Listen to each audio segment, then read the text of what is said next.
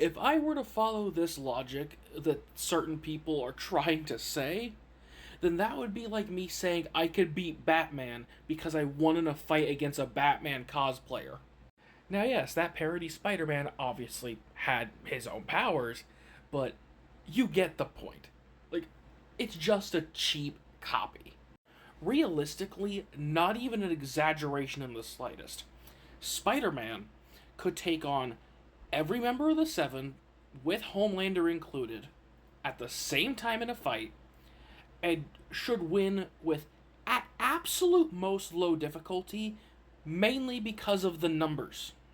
Keep in mind, despite the fact that he was struggling to do so, Spider-Man basically bench pressed a skyscraper. I can't remember, I always mix up between Marvel and DC. Is it the Daily Bugle or Daily Planet? But whichever one is which, it's the one J. Jonah Jameson works at, and Spider-Man was basically holding up the building with a squat. The dude was squatting and holding the weight of a building to keep it from collapsing. The only character in The Boys who could even come close to something like that would be Homelander, and even I don't think he could do something like that. Not to mention, Spider-Man's durability, even just him, like, standing there, a casual person trying to hit him, if he doesn't let his body give way to the punch, they will shatter their wrists on contact.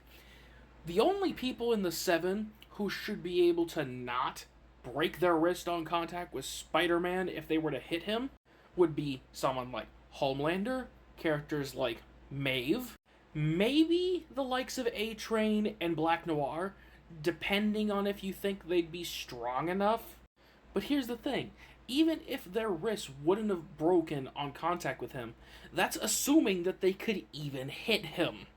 A-Train is considered the second fastest character in the series realistically, yet he's barely into the Mach speeds.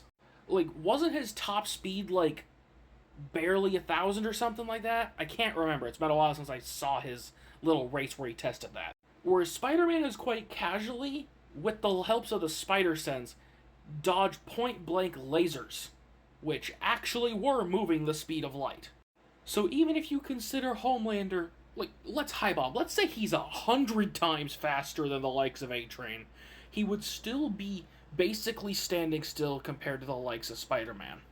So if Homelander and the rest of the heroes that are a part of the Seven tried to fight him, even at the same time, they would get completely folded in seconds, if not maybe a couple minutes if Spidey was just messing around.